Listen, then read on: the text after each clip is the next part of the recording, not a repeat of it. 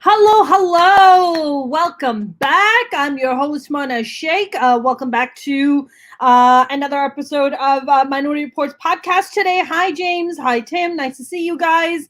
As always, the show is coming up this Saturday. It's Minority Reportz Presents Comedy Benefit for Romani Studios. And of course, our incredible headliner, Maz Jobrani, is going to be our primary guest today. I'm going to be talking to him about the show. I'm going to be talking to him about comedy. I'm going to be talking to him about a life, anything that is of fun and relevance and interesting. And of course, in the comedy world, it's always good. So I am very excited. And I actually have today just, for this very special occasion. I've just been having a hard time waking up this morning. So I've been just trying to chug a bunch of caffeine and wake up. Today's show is basically the entire show is just dedicated to Maz Jobrani because this is the podcast episode for Minority Reportz today. So I am very, very excited about it. But there's a lot going on in the world right now, particularly lots of eyes on Iran, considering everything that's happening in Iran, which is just really heartbreaking and just it just makes me very, very sad what is happening about 3 young men who are being put up for execution. And they are in their 20s. I mean, they're babies. They're like just starting their lives. So it's really heartbreaking. You guys know that I usually am pretty outspoken and pretty verbal about things of that nature. So I just think it's so freaking wrong. I think it's awful. And I think they don't deserve it. I just really don't. When did ever speaking out for freedom and when did ever speaking out against injustice, made you deserve being hung or being killed for what? Speaking out against injustice? That's just crazy talk. I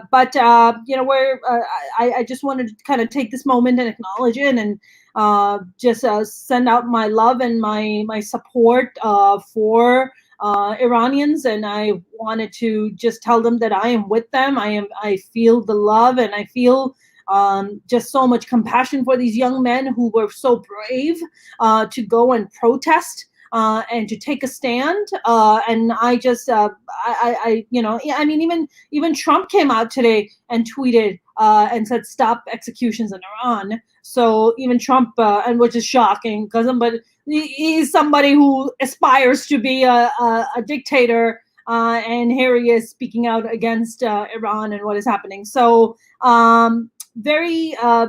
it's just very. I was just reading the news on it, and Iran is the Iranian government is just trying to block everything off, and they're just making sure that the people are not getting encouraged by seeing the outcry and the support from worldwide, especially the Iranian Americans here, people like myself who are coming out and, speaking out against such injustice. It's really, really heartbreaking. And I really pray to God that they don't execute these 3 young men. And I really pray to God that they're safe and sound and they just let them go and live their lives. But I think you and I both know that the Iranian government is less than pleasant. It's just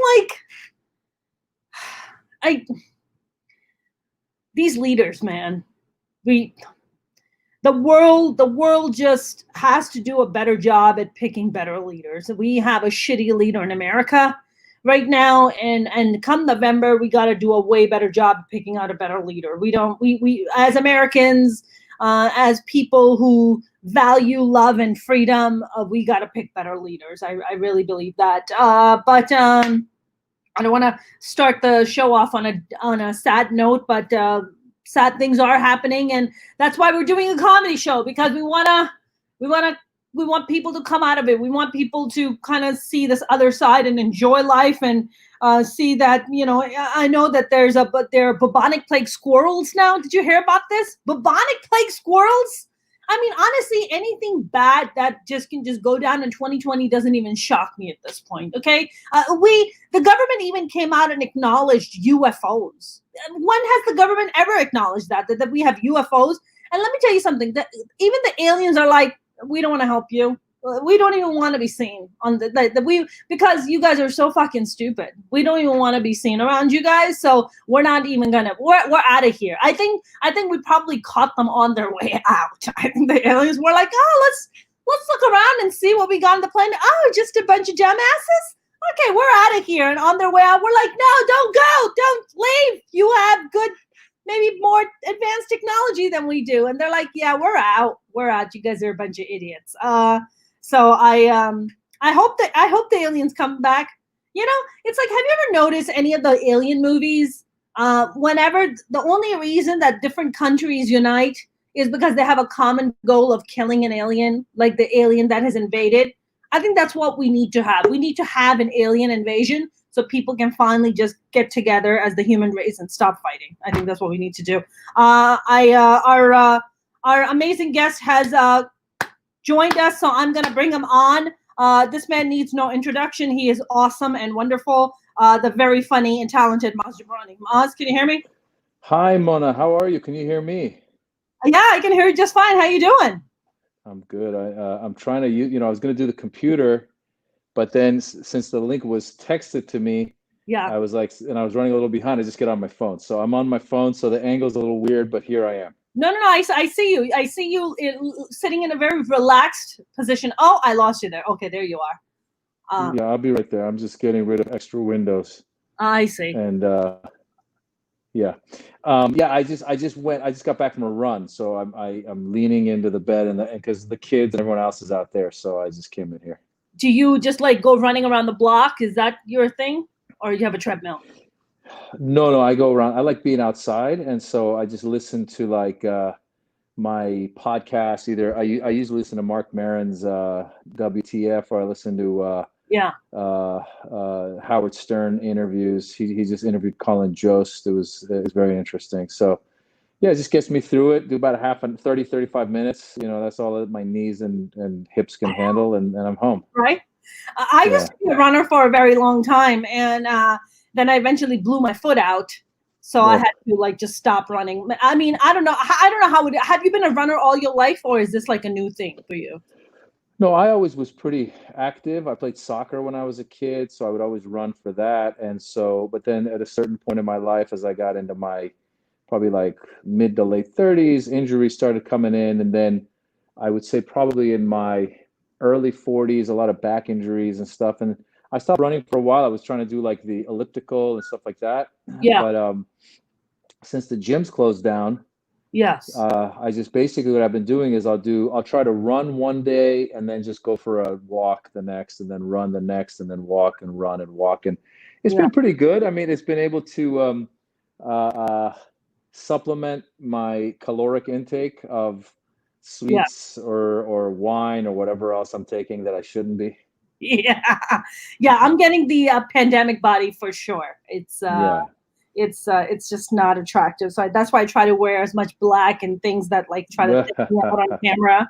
Just trying to get a V shape on camera. But man, I was I've always been a fan of yours, and I just love your work. And also, you just always, even before we started working, I always had this perception of you as just a really sweet guy, and which you definitely are, having worked with you briefly recently. But I wanted to actually ask you, and I was researching and I didn't see anything. How did you even get into comedy? Like, I don't know that history of your life, because you were born in Tehran and then you moved. So how old were you when you moved to the US?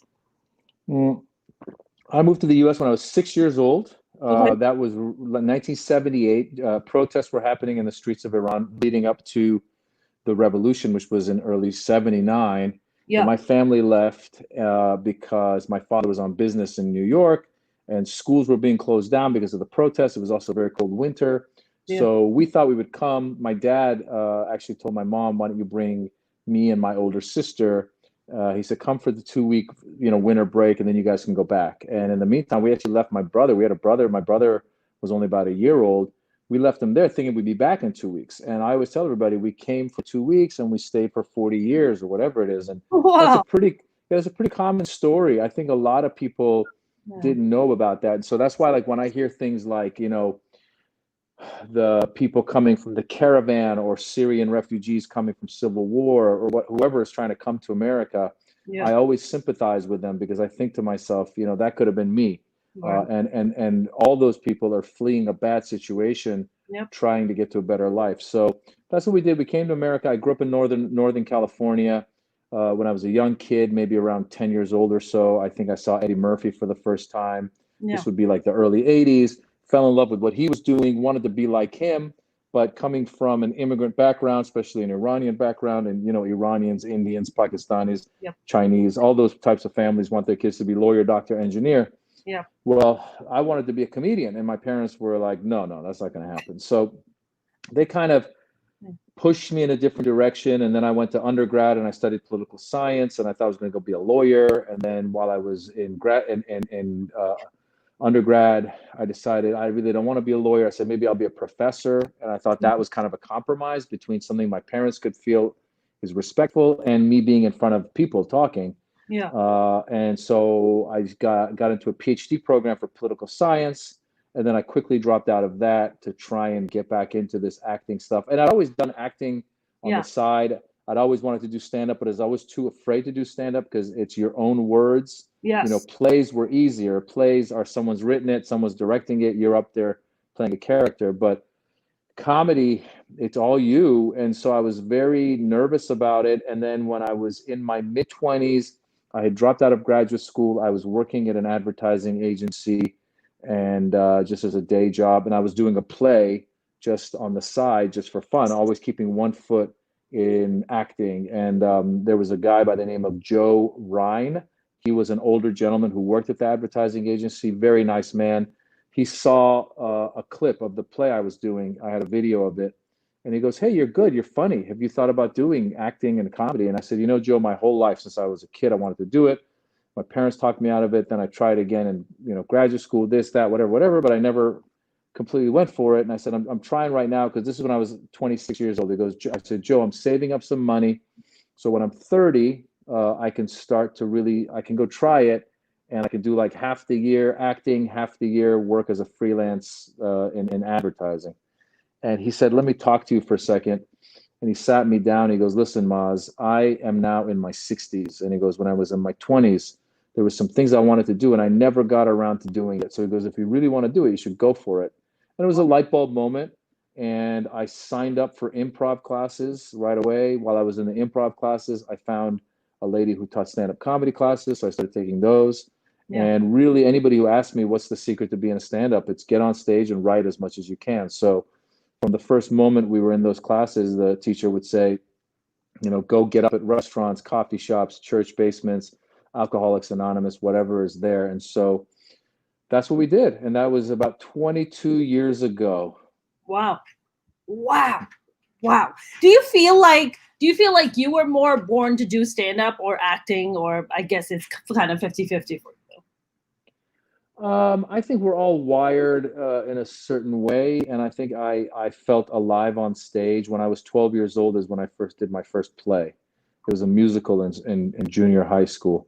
Yeah. And I got on that stage and I loved being on stage and I loved the reaction. I loved being a ham. I loved the attention. That was the first year our school was 7th and 8th grade. That was our middle school.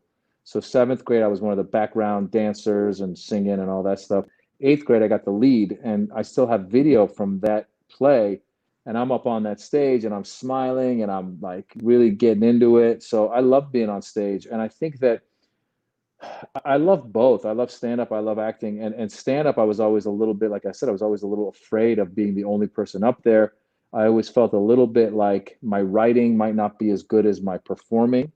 But I would say as my years have gone on, and I always say in stand-up, what happens is the person you are on stage eventually starts getting closer to the person you are off stage. Yeah. And once you become that same person, that's when you really are starting to hit your strides. So you might not even be on stage. You might be off stage talking to your friends or your family or whatever, and funny thoughts, or you're at least writing in a funny way. and you have a point of view, and you know how to deliver those jokes. Like there's some jokes that I can deliver and some jokes that maybe I can't. So Yeah. I think that eventually the confidence is caught up, the writing confidence is caught up with the performing confidence. And I Okay. love both. I really do. I love doing stand up and I love acting. I love them both. Right. I mean, I think just like you said about being an immigrant and like then saying, oh, I want to be a stand-up comic. I mean, for me, like stand-up comedy wasn't even like a thing. I mean, I had Rajesh Satyal yesterday on as a guest, and I was telling him that the first time I ever went to a comedy club in New York, having grown up in New York, he was the first comedian I ever saw on stage. It was Wow. Rajesh Satyal. And he goes, Yeah. really? I was like, yeah, dude, you were the first comic. And apparently, when I was sitting, my friend who had invited me there, apparently I had turned to him at some point and said that I can also do that. The audacity at that time. Well, no, I always say you're inspired by greatness and mediocrity. Meaning, if you see somebody do something and it looks pretty easy, you're like, I could do that. Like you see somebody do a slam dunk, and you go, I'm gonna go try and go outside and slam dunk a basketball because they just make it look effortless. I think that happens in life. And then mediocrity, you see somebody and they're not good, you go, well, if that guy can do it, I can do it. So yeah, that so was it's in Rajeev's case. Not. yeah. I also saw Jim Gaffigan that night. So I saw Jim Gaffigan and Rajeev Satyal, and it's funny because last year Forbes ran this article about comedians and mental health, and I was in the article with Jim Gaffigan, and I was like, oh my god, Wow. like full circle. It's so Full circle. It's so funny how like stuff. I've been doing comedy for about 12 years now. So I've been in the game for a bit.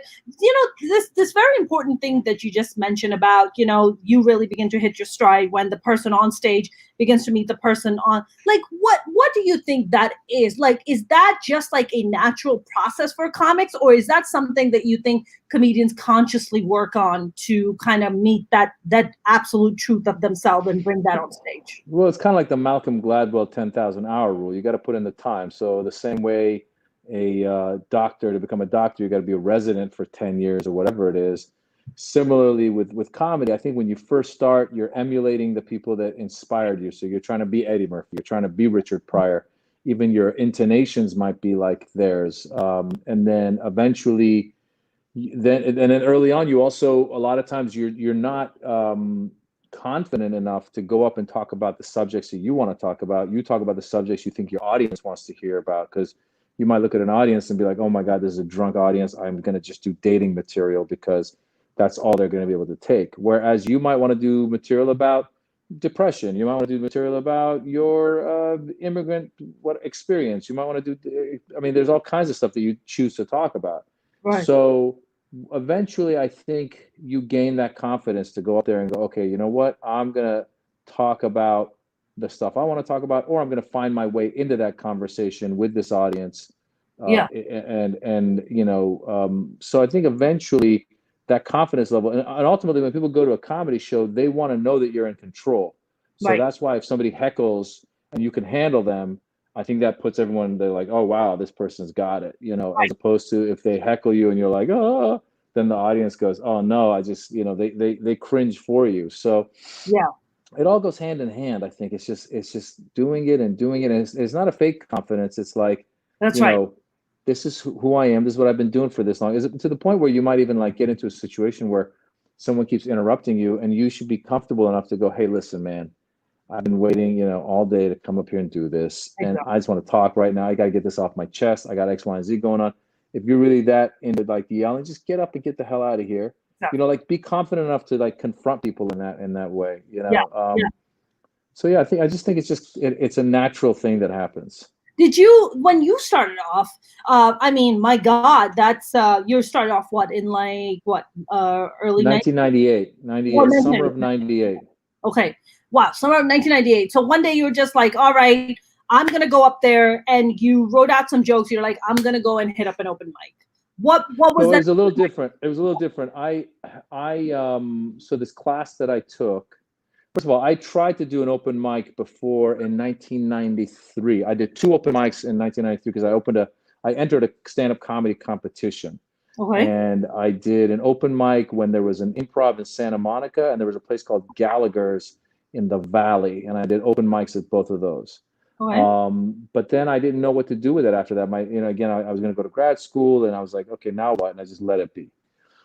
Second time around, when I come around, I take the stand-up comedy class, and I always tell people, if you feel confident enough, just start going and doing open mics. If not, then get into a class. The good thing about a class is when you try your material in front of the class, it's like doing an open mic, Yes. but they are forced to give you feedback because that's part of the class. So the students give you feedback, the teacher gives you feedback. You don't get feedback at an open mic unless if you go with a friend of yours and you Yes. guys can talk about the set. So that was good for us. So she would say like, okay, pick something about yourself that makes you different than everybody else. So you're going around the room and someone's like, well, I'm gay, and someone says I'm black, and someone says I'm tall, and someone says I work as a whatever, an electrician or whatever it is.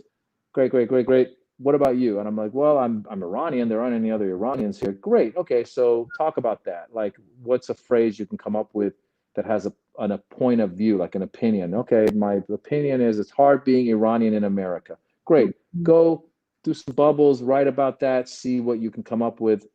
You'd go home, you'd write some jokes, you'd get in front of your like comedy partners and you would try it with them over during the week. It's like homework.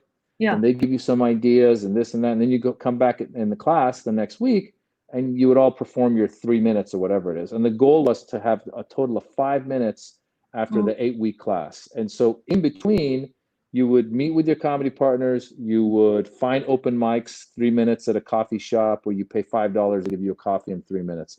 Again, a place like a bar in Malibu where no one's paying attention. But it's all about just getting up, trying. Eventually, by the end of that 8 weeks or whatever it was, you do a showcase at the Improv in Hollywood, and it's packed because everyone's brought their family and friends. And it was interesting because I think I had so much already in my mind I was ready to go. Like by the end of that 8 weeks, a lot of people had 5 minutes and they were ready to go. I had already written like 10 minutes. And me and one other guy were clearly the strongest out of, I mean, we were all not good, but he and I were at least two of the more comfortable people on stage, comfortable with ourselves, comfortable with like the jokes and everything. And for that matter, I think he and I were the last two that went up. And that guy was really funny. But one of the things that stopped him from succeeding was that he had a corporate job working at Disney and the corporate offices making really good money. And he was like, yeah, I don't want to like, because your life becomes comedy. Right. So he would say, look, I go to work all week, I'm making really good money, and on the weekends I like to go to Palm Springs or wherever he went. He goes, I don't want to go to like some dinky club on a weekend and go perform. So he had an option out, so he got out, and I was the only one who didn't have the option out, had the work ethic, really wanted it, like really, really wanted it, and was willing to just keep going and going, Maz, do you think like this thing that you just said, like that hunger, if you're making good money, right? You have to really want to love this to be like, I am going to give that or slowly move away from that comfortable zone that I'm in. Versus like he had this good job and great job that he's making money and has a certain lifestyle, but with you didn't have that kind of like Disney gig. Maybe I don't know what like your financial standing was at that time, but you had that hunger that he didn't. Would you say that hunger kind of outdoes talent maybe sometimes, that level of hunger? Well, it's got to be a perfect storm, right? It's got to be a lot of it. Like I think there are, there were people in that comedy class, or I think I took I forget which one. I took a couple of comedy classes, and in one of them I met this lady. She was very nice, but she just didn't have the it factor to be like a successful comedian. She could have just remained whatever level she was, but she just wasn't going to go to that next level. And I would see her years later still doing it and felt like she still hadn't clicked. And I'm sure at some point it might click a little bit, but it wasn't going to click 100%. And what I mean by that is it's not that like I am so exceptional. I just think that everybody's wired a different way. So there are the comedians you see that are out there that are successful. I think they were all wired to do what they do. There's a level of confidence that comes with it. There's a level of comfort there's a level of performance, there's a level of confidence in like or opinions. There's all that stuff has to come together. Plus, you got to put in the time. So when you see, like, I was listening to the Colin Jost interview on Howard Stern, and he was talking about how Jerry Seinfeld still goes and writes every day, and you know, Chris Rock, when he wants to do a special, is in the trenches, and you see some of these guys going. I mean, you know, the best out there right now, Dave Chappelle, he's putting in hours and hours, you know, all the time, and so you got to put in the time, and you've got to be wired for it, you know, because this whole 10,000 hour rules, again, the Malcolm Gladwell thing, which is like put 10,000 hours into something and you'll be good at it. Well, I could put 10,000 hours into basketball, but I'd never be a professional basketball player. I might be a pretty good shooter, but I'm never going to go that far. Similarly, with comedy, there's certain things, and you can tell when you see someone who's young and new and they've got something, you go, wow, I've actually had that conversation with people before and said, you really got something. And I know you've only been doing this 1 year, but stay with it.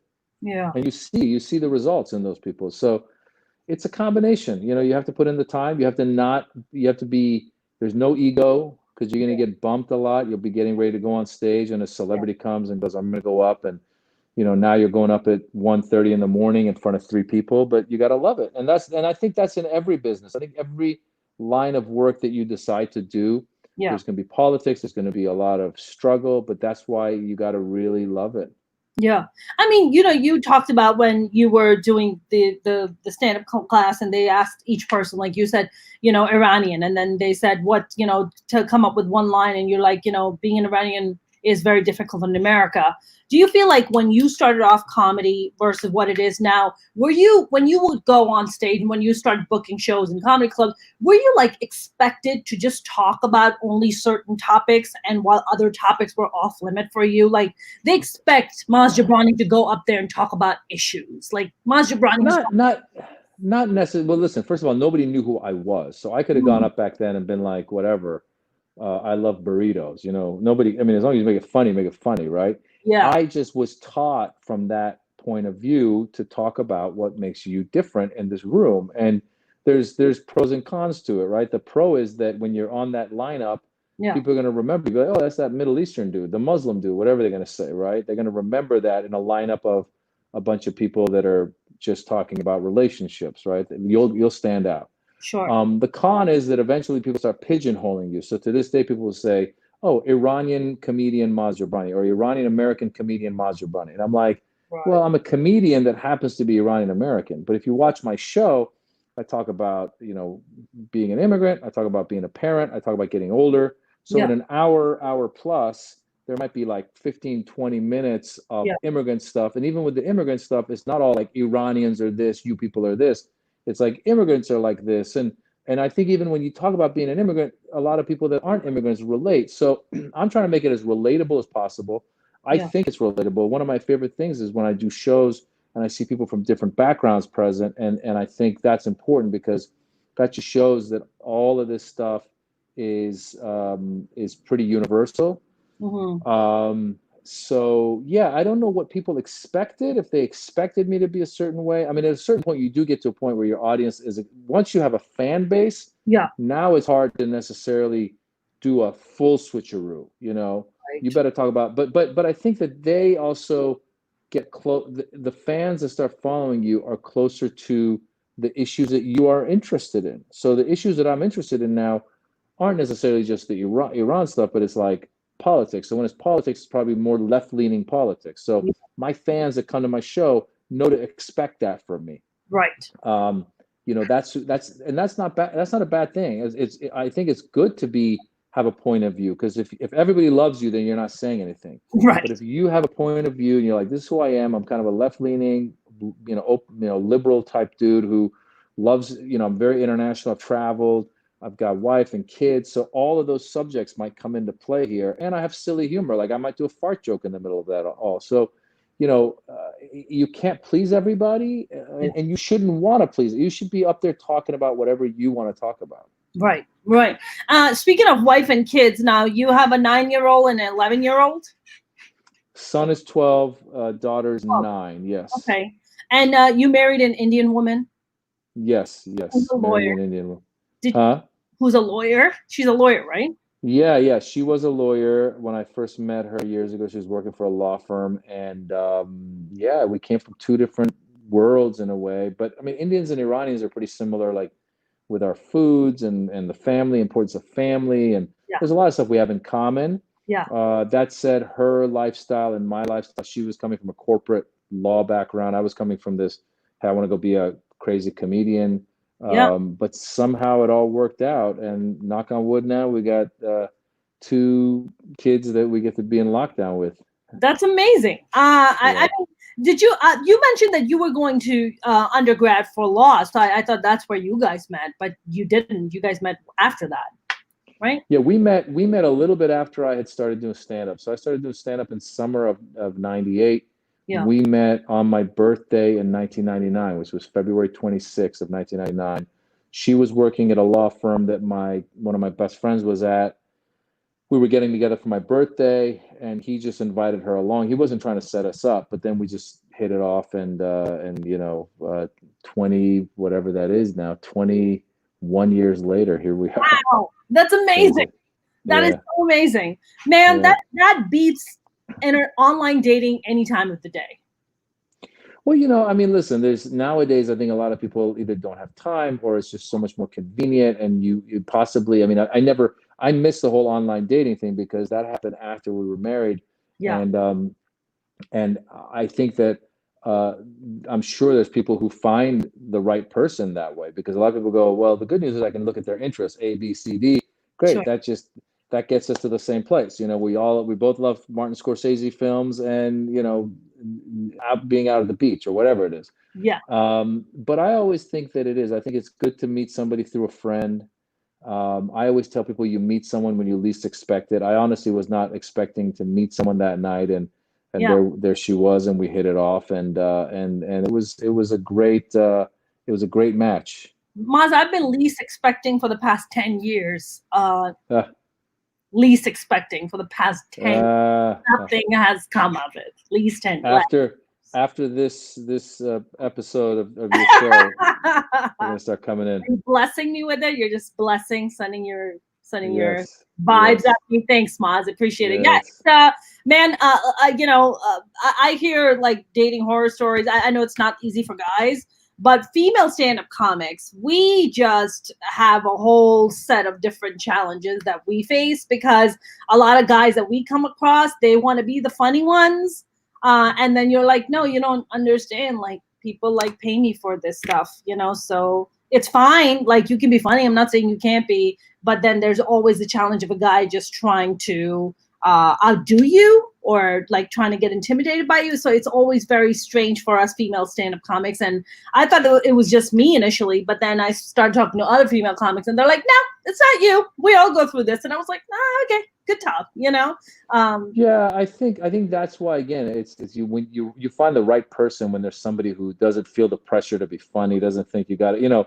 Those are fans usually who'll come up to you after a show and like try to be funny, or you'll see them at a party and they'll be like throwing jokes at you. And I just tell people, I go, that's not me. What you see on stage is me on stage performing, Yeah. and the opinions and stuff is me, but I don't get off stage and keep that same energy Right. and wanted to be like, hey, off stage, let's just chill, let's have a conversation, just be you, Yeah. and hopefully we can be funny together. But yeah, I think that what you're describing are people who probably are not very confident or comfortable with themselves, so they feel like they got to be funny around you as opposed to just being themselves. Right, exactly. Yeah, it's always very strange and very strange. But I'm glad that you don't have to go through the dating life, because my God, it's a jungle out there. It's I'm just sure.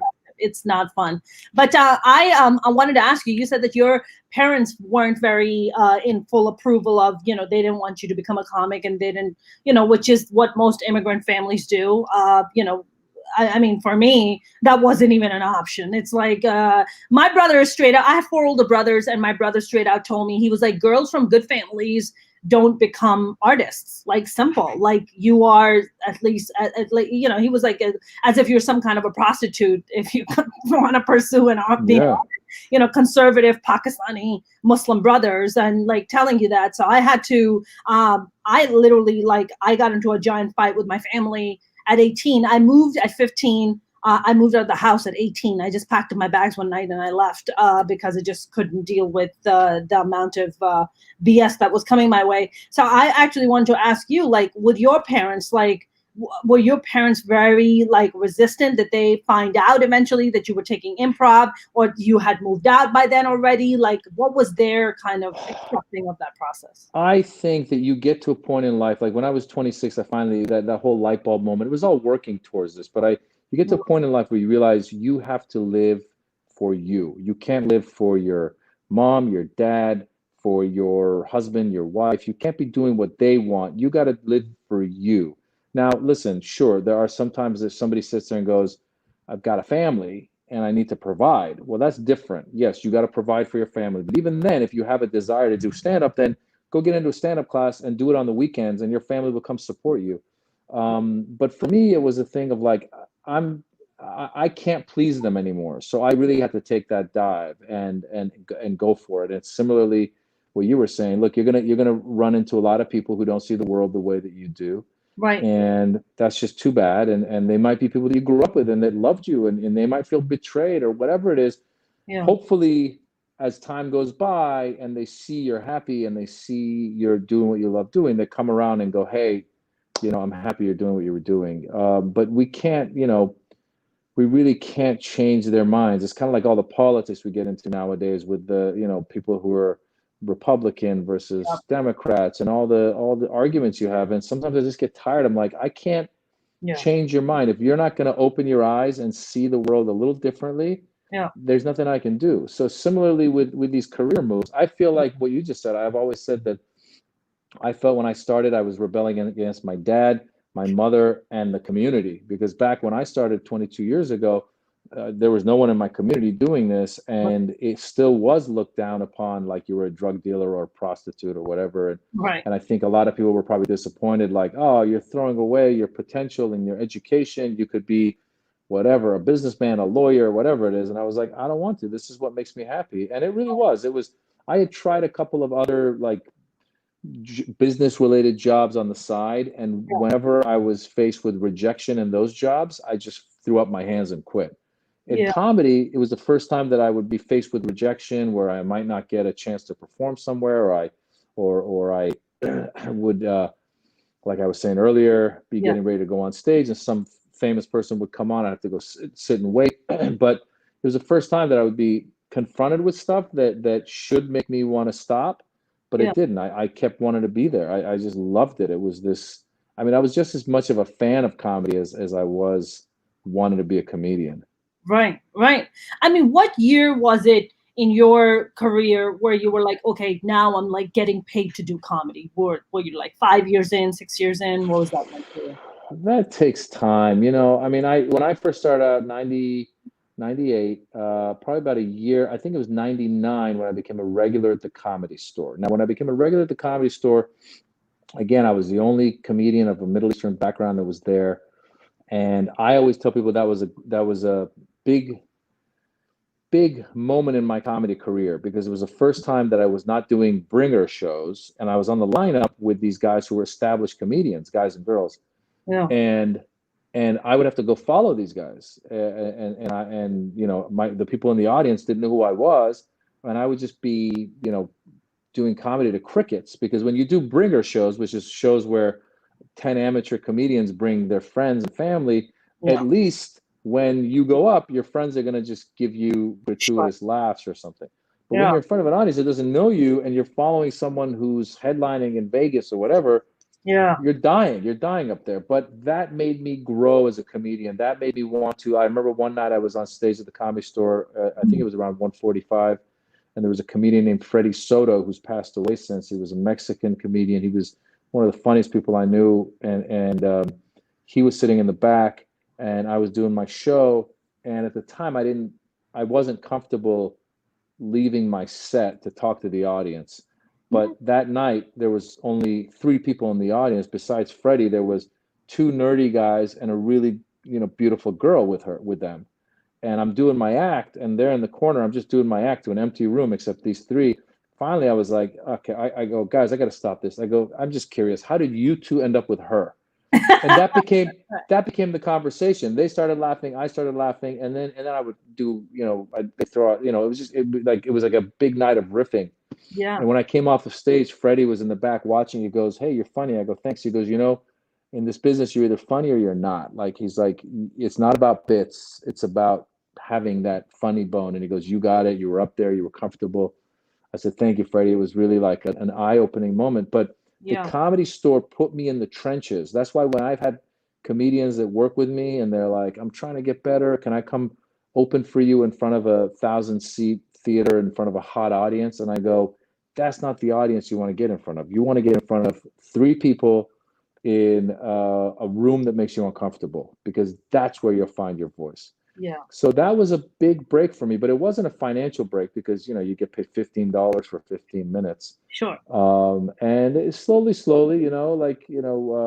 in 2000 and I think it was 2002, I did a movie, Friday After Next, which is Ice Cube's 3rd movie of the Friday series, and that helped me make a little bit of money. And then I got some commercials, and I was getting guest stars. And early on, my acting was paying for my comedy career, because I would get a commercial, then I get a TV show, then I get this and I get that. I was making enough money to be able to then go do comedy for $15 an hour and not care. And I wasn't well known enough to really tour anywhere, and nobody was coming up to me going, "Hey, I want you to be my opening act." But Mitzi Shore did take me, Ahmed, Aaron Cater, and she put us together as the Arabian Nights, and later, and Sam Tripoli was part of it too. And then we became the Axis of Evil. And that was, I think we started doing big shows as Axis of Evil around 2005. And that's when we started to make a little bit of money. And then it wasn't until 2007. So now that's about 9 years in, when we filmed a comedy special, and Comedy Central put it on as the Axis of Evil comedy tour. That's right. That helped us a lot. And then we toured around the country that year. In 2007, we toured all over the country, and we made decent money. And we were just, that's when people started to get to know me as Maz Jobrani, as opposed to the character from Friday After Next. Wow. So I think around 2007 is when I started to make decent money. And then 2008 and on and on and on, I was able to then start a solo career. And that's when really then all of a sudden then my stand-up career was subsidizing my acting career. So I could like say no to parts, or if I went for a while without getting a part, I was fine, because I was making money doing stand-up. Yeah. Do you think, like, I'm sure when that's one of your taglines on your special is like, "I'm not a terrorist, but I played one on TV," which I think is very clever. Do you think, like, a lot of where we are now with the roles that have come up versus when you were initially going, like, were you just always going for like these terrorist roles, like, Allah Akbar? It wasn't that there were that many. It was like early on in my career, the first couple of one of the first auditions I got was a TV show called Chicago Hope. I was going to play security guard in a hospital. Great. Then I got then there was an audition for like a Chuck Norris TV show. You're gonna be a terrorist. I was like, okay. Yeah. Then I actually did a Chuck Norris movie of the week, played an Afghan terrorist. I'm like, okay. Then I played a guy robbing a store in Malcolm in the Middle, just a regular guy. I go, okay, I don't mind being a robber. So it was like there was a couple of regular parts, then it was a couple of terrorist parts. Then I started looking around. I was like, wow, for the most part, though, a lot of the things that come up, especially like as September 11th came through, then they're like, okay, for example, I told my agent, I said, I don't want to do these anymore. And my agent called me up one time. He's like, listen, I'm about to say no to an audition that came in for you. I just want to make sure you're aware of it. He goes, 2 words, United, whatever was it? What was the flight number? Like United, whatever it was, United, United 91 or whatever it was. Yeah. And I go, oh, okay, they're doing a movie about that. He's like, yeah. And I go, well, are there any like good guy parts? Or are they like FBI parts? He's like, yeah, but those are all gonna be white guys. I was like, all right, well then let's just pass. Like, because it was like, you want to play one of the hijackers. I was like, no, I really don't. Yeah. So I think what it took, and I think what is continuing to happen, is we need to have creatives, people that are creating stuff from our backgrounds. So Yeah. that's where you do run into like a Kumail Nanjiani, you run into a Mindy Kaling, you run into a Rami Youssef. Once these guys start creating more and more and more, and and I think Hollywood starts seeing that, oh, this stuff can cross over and be funny. Yeah. That's how that change happens, and it's happening slowly but surely. But it Yeah. takes time. It takes time. I mean, when you were going out for auditions, how many more other Middle Eastern guys were there auditioning? It's like you and like one other guy. How many Middle Eastern There guys? was a handful of us, and we all know each other. We would all see each other. There was like your Navid Negahban, Yes. who and Abu Nazir, Anthony Azizi, Sean Tube, Marshall Manish. There was a handful of us. It was actually kind of funny because they would just bring whoever, like even the age range would be super young to old. And then you would run into some people, and like there's an actor named Pej Vedat who's really good. Ran into Pej one time, and he was like, "Yeah, man, I sent you an email a few years back, and you responded and really helped me want to get into this." And I was like, Wow. "Oh, wow, that's amazing!" And here he was, like, we're competing for the same part now. I'm like, I shouldn't have told you to come out here. I should have just So urged you when I had the chance. yeah, so there was a handful, and then you got your Asif Manvis were on the East Coast All doing right. their things, and so there was a handful. I mean, I have pictures. I ran into Hassan Minaj when I was doing comedy. He was like just hanging out with Darren Carter. I didn't know who he was. He was just some kid. He was like an 18-year-old kid. I was at this big comedy show in Northern California in an outdoor amphitheater, and there's a picture of me and Hassan, and I was like, "Oh wow, that was you," you know.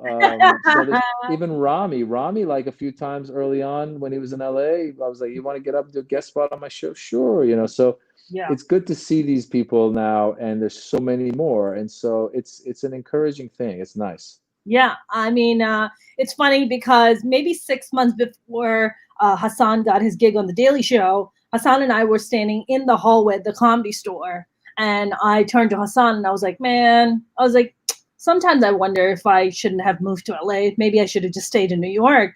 Maybe maybe I'll become a better comic living in New York versus LA." And he's like, "No, Mona, don't say that. LA has a lot of great opportunities. You'll get your chance." And then 6 months later, he ended up getting The Daily Show, which which is great now, and now he has his own Netflix show. Well, the difference between New York and LA is in New York you really can get on like 7 to 10 times in a night. So I think the New York comedians Yeah, tend to be a little more chiseled in their writing. yeah, They're writing all the time. yes, In LA, you really are lucky if you get like 7 sets in a week because it's exactly. just harder. It's just a bigger place. It's a lot further. But that doesn't mean you can't work really hard in LA. I mean, in LA, you could also Yeah, be kind of an unknown and end up like getting a commercial and making a lot of money. And in yeah. New York, you're still struggling. So there's pros and cons to both cities. Yeah, no, I 100% agree with you. One of the things that I always love to ask comics, and mainly because it also plays a huge part of my life, is like, how much does pain drive you and continues to drive you? And if pain had any role to play in you becoming a stand up comic? I've never looked at the pain of it. I do get frustrated with things. I mean, listen, we're living in the era of Trump, so there's things that frustrate me where they're living in the era of people not wanting to wear face masks. We're living in the era of people saying, Black Lives Matter. Well, then all lives matter, all that stuff. And it Yeah, gets frustrating. So at a certain point, I go, it's almost like it's a therapy. It's a therapy for me to be able to yell yeah, and talk about it and find the comedy. If I can laugh at those people, if I could laugh at those statements, if I could laugh at sometimes it's my own foibles. Sometimes it's like, the fatigue with which we get through life when you have young kids. I mean, I love my kids, but sometimes I'm like, just recently under the lockdown, I was thinking, God, I took them to go play tennis and we went for lunch, then we like went to the beach, then we went for blah, blah, blah, blah. And I look at my watch, I'm like, it's only been an hour. I'm like, how much more time do I got to do this? So all of that it's not pain. It's not so much like, oh my God, I was, left in an orphanage as a child and all that. But it is it does come from frustrations. And maybe part of wanting to make people laugh is also like coming from another country as an immigrant and coming to America and wanting to make friends and thinking maybe comedy is a good way to make friends. If you really want to analyze it, maybe there's some of that. Yeah. maybe wanting to be laughed at and accepted is some of that, maybe rebelling against my parents a little bit, what they wanted, and showing that I can do it. So, if you really psychoanalyze it, maybe there's some pain somewhere, but a lot of it is more like frustration, feeling of injustice. That's why I always feel like I want to punch up. Like I want to make fun of leaders. I never want to punch down, Yeah. That's what gets me upset when I hear again from the right, sometimes when they attack people Yeah. that are less that have been persecuted, and I go, you Oh, Maz, I lost you there for a sec. just came in. Sorry. Oh, Are you there? Can you see hey, me? I can't see you. I can hear you. I'm here. Hold on. I see the square. Do it again. That's weird. Let me see. Do you want me to... Oh, I forgot to put the do not disturb up. Oh, that's I'm okay. putting it. I'm hitting it, and I there's see a that, and then there's circle. that. What? Circle. Let me close the window and bring it. Hold on 1 second. Hold on. You're still there, right? Yeah, I'm here. You're I'm still here. there? Okay, let me see if this I, doesn't. I am here. There Yeah, we there go. you are. Okay. Ta-da! There you are. Oh, was it a call coming through? Is that what that was? Anyway, Yeah. No, yeah, I forgot to put do not disturb on my phone. that's all right. No, I am always curious about how pain is a driving factor. I recently have been at like a crossroad as a comic about, like what really is my voice? Like what am I about? And I feel like I don't know if you went through that where you're just like, what am I really about? Like what is the kind of stuff that I'm really passionate about? And I've definitely gotten to a place where I'm like, I want to talk about stuff that I'm passionate about, like regardless of, people like it or not, then you just find your fan base that way. But I think I actually wanted to ask you, and we don't have to delve in it too much. I know that your sister. I was reading your sister's story, and it's really scary because what she went through at a very young age. And you talked about it in a brief note when she passed away about take care of yourself and go get your health checked and stuff like that. And I was just like, oh my God, I actually recently got diagnosed with a brain aneurysm behind my right eye. Wow. So yeah, which is crazy because I don't know if you heard the one of the hosts of Mythbusters. It was 49 years old. Yeah. He recently passed away of a brain aneurysm because people, he probably just never thought about getting his brain scanned. And it really kind of hit home for me because she was around my age when she got diagnosed. And that really scared the crap out of me. And I was just like, yeah, you can't really take your life for granted, can you? Like you think, oh, I'm young. But then you have all these things happening in your body that you're just like, no, I'm fine. I'll be fine. So I actually made an appointment with a neurosurgeon. That's how my father passed away, actually. Very young man, 56 years old, brain aneurysm. It burst, and he was hemorrhaging for 2 days, all by himself in Pakistan, and we weren't there. And and then sadly he passed away very soon after that. So it really kind of resonated with me. Do you feel like that level of pain and that loss of such a close sibling, and it sounds like you were very, very close to her, does that play any kind of role in your comedy? Does that have any kind of undertones or anything on your art somehow? Look, if you can find ways to honor them and bring them into your art, then fantastic. I mean, one of my goals is for people to remember my sister. She made a documentary about her battle with breast cancer, and one thing that I take from that film is this lust for life. She really lived her life. She saw the world. She did a lot. Yeah. And yeah, if I can, like, I recently did a whatchamacallit. I recently did I wrote a pilot, a TV pilot, and I created a character with her name in the hopes of, like, having that character on TV, So if Yeah. you can, you try to find those influences, you Yeah. try to find those places. I mean, I tried to do some stand-up, thinking it might be therapeutic for me, but Yeah. it was really hard to make any of that funny because, unless if, but I've seen, like, like Laurie Kilmartin recently lost her mother, who was older, and she lost her to coronavirus. Mm. But she was on Twitter talking about how she couldn't see her, and she was tweeting, and some of the tweets were actually very funny. Yeah. So I think that you can definitely turn some of that stuff into comedy.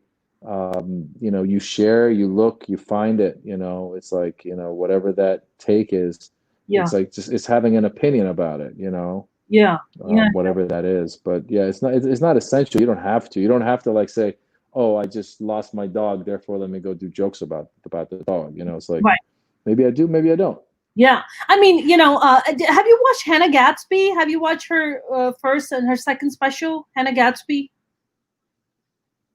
Did you? I saw the first one, and I'll tell you, it was yeah. So that's, you can go there. I mean, I think she did, and she went, like, because I think the difference between stand up and a one person show is, in a one person show, when you watch, let's say, John Leguizamo, he has these moments where he gets really emotional and poignant, and you're watching and you're like on the edge of your seat and like, where's he going with this? And then he'll have like a joke, or he'll have something, and it's amazing, and I admire that, and I really wish I could do that.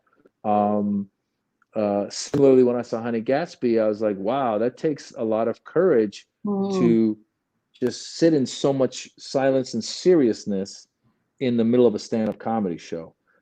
I've done a little bit of that. I did it in my Netflix special, where I took a moment to talk about Trump's words have meanings, and there was a guy in Kansas who had recently shot a couple of guys thinking they were Iranians, but they ended up being Indians. And I was just trying to say, like, when Trump talks about all this stuff about, Muslims and this and that, some redneck in Kansas is going to take his words and go shoot somebody. So I took a little bit of, moment to talk about some serious subjects. But for the most part, if I bring on a serious subject, I'm coming with a punchline pretty fast, because I just feel like the audience is waiting for it.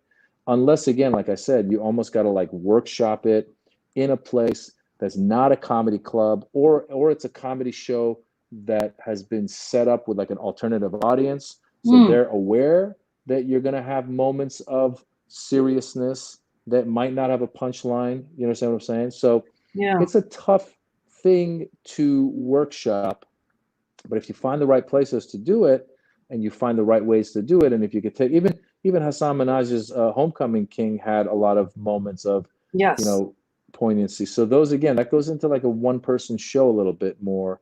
And I think it's a beautiful thing. I just think you gotta kind of be in the frame of mind for it. Yeah, I mean, I felt like when I watched Neil Brennan's Three Mics. You're muted. I can't hear you. Oh, okay. You can. I'm not muted. Can you hear me? You can hear me, right? I can hear you. Yeah. It says I can't hear them. What does that mean? Somebody can't hear someone. There's a rare bug in Safari that can cause this. Try clicking this button to fix it. If it doesn't work, oh, there you are. You're back. I think it's all the Trump talk. I think it's the. Well, nowadays when it says click this button, I hate clicking any button, because then it's like, oh, we got your number. I'm like, oh, crap. Yeah, exactly. No, I agree with you. Now we have you and I, we're doing this show on Saturday, July 18th, 7:00. I'm very excited. Now, you've known Navid for a very long time, right? Yeah, I've known Navid forever. He's a sweetheart of a human being. He's very talented. He's very intense. And, he's got this Romani Center where he's put his money into create an artist's center where you can, artists can go and create. And so God bless him. And obviously with coronavirus, it was harder to keep building it. But I think he's been doing some fundraising to try and make this thing. So you reached out, you said, should we do a show? I said, of course. And I'm hoping people come on. I'm hoping we raise a little bit of money for it.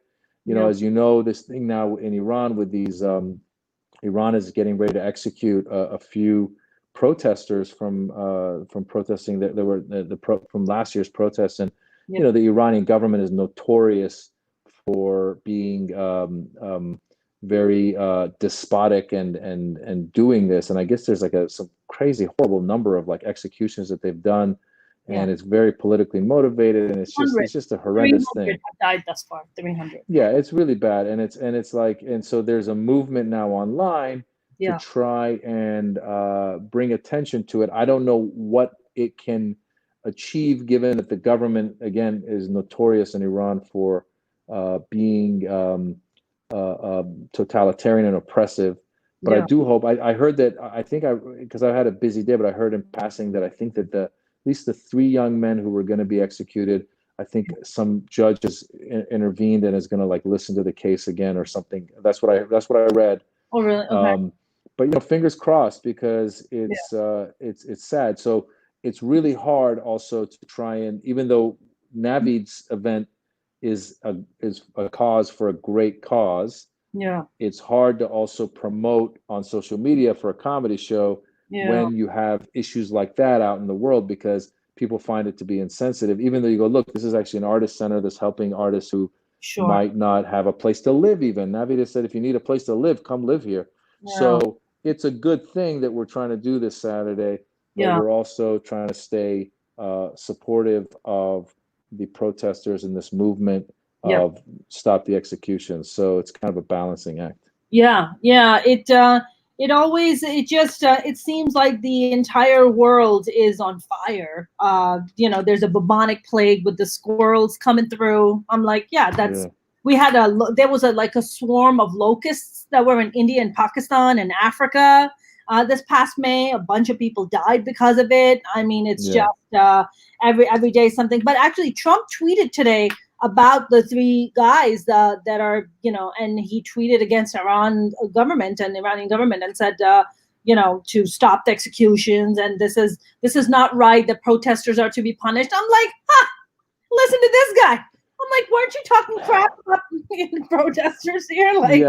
It's a really hard, we've put ourselves in a bad position to be able to make any kind of statement, given the way we've treated our protesters, given the fact that, again, I mean, Iranians are divided on the Iran nuclear deal, but I felt that at least it brought Iran and America into communication. And it would have at least allowed us, if we were doing business with Iran rather than sanctioning Iran, then at least we would have had some leverage to say to them, hey guys, if you guys keep doing this kind of stuff, we're going to pull out again, or whatever it is, like some leverage. But now there's zero leverage. And Iran's not going to listen to America. And then also, if you look at our own way we dealt with our own protesters, it's just, we're not in a great place. But the Iranian government is oppressive, and if we can get the word out, and maybe someone within the Iranian government will turn around and at least say, okay, these 3 guys, I mean, as far as I know, they were just protesters. I don't think that they did anything that would be... they were just protesting. They were just protesting. They actually, 2 of them were actually head out to Turkey. They were in the refugee camp there, and Turkey ended up deporting them and then going back, and that's when the government nabbed them. So it's a really, honestly, it had, just like you said, had we not put the sanctions that we did, I mean, that was the whole protest about, because the sanctions caused an inflation, caused all the petrol prices to go up. People were taking it to the streets. They're like, oh my God, there's so much corruption. There's, just to eat is so expensive, and these people are going out and protesting, and then you're getting killed on top of it. I mean, my God, man, no, I feel for the people of Iran. It really is. I mean, anybody who pays attention to it, they really are in a bad situation, because on the one hand, they've got their own government that's highly oppressive. Women's rights, LGBTQ rights, just in regular, like, young people that want to live their lives. They bother them in many ways, and that's where, that's why really there is a separation of church and state is a good thing. And I know that right now, if you look, like, somebody was making the argument that under Trump, a lot of the evangelicals want more influence of church in the state. Of course, so it's kind of scary that that's happening. But the Iranian people are stuck there under that oppressive government. And then meanwhile, this government in America keeps putting sanctions. And unfortunately, a lot of these people that are corrupt in the Iranian government have their millions or whatever it is just, set away. And the people of Iran are suffering. So I really, it's a horrible situation for the it's the same thing in Pakistan, it's the same thing. Like, the politicians are a bunch of fat cats that have, stuffed their pockets, and they could care less about the people, they don't care if the people are eating out of trash. They just don't care, they're right Mercedeses and their Bentleys and taking pictures in their Range Rovers. And I'm like, how do you go to sleep at night? Like, don't you have any level of conscience to be like, man, I'm like looting the hell out of the government? But there seems to be none. It's but you're right. I mean, that's one of the biggest things that I always advocate is about how predominantly Muslim countries need to head more towards separation of church and state. I mean, that's how they keep the corruption going. That's how they keep their power by in the name of God, right? That's how they keep their power going. So, but no, I'm actually very excited about the show. I mean, you're going to be coming on and headlining, and Tehran is on the show. And does Tehran open for you a lot? Is Tehran? He's great. I love Tehran. He's like a younger brother. He's funny. He's charismatic, and people love him. And we were touring together. It was great. It's been like 2-3 years.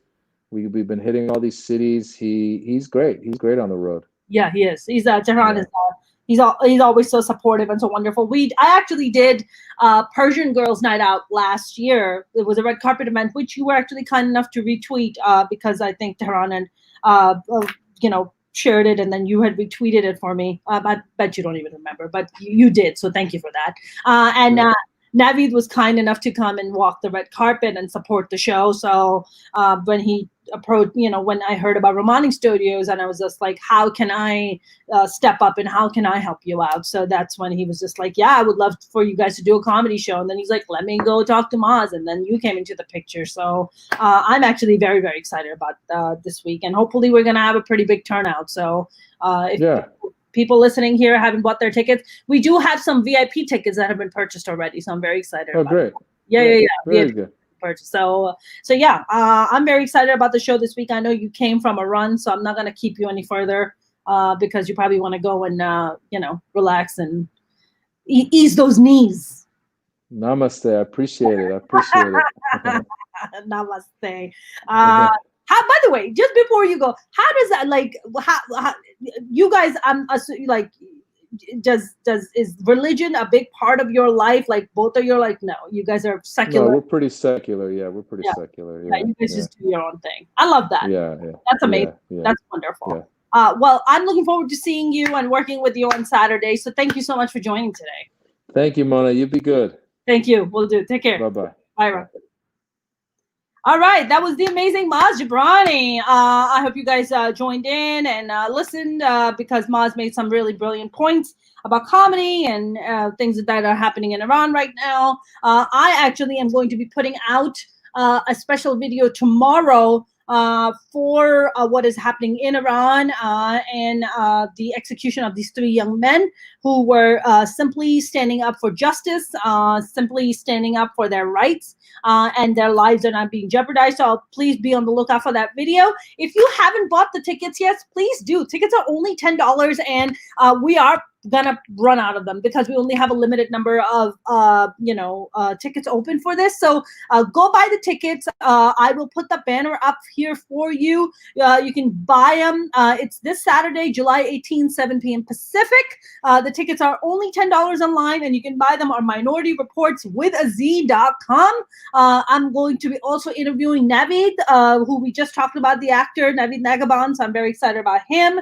And of course, Tehran is going to be on the lineup, and I'm going to be hosting. And Taya Lakshmi Narayanan, she's going to be on the show. So I'm very, very excited. I really look forward to seeing you guys. Thank you very much for joining. I will see you guys tomorrow at 6:15, same time. Thank you very much, James and Mark and everyone else who joined in. Love you guys. See you tomorrow. Be safe out there.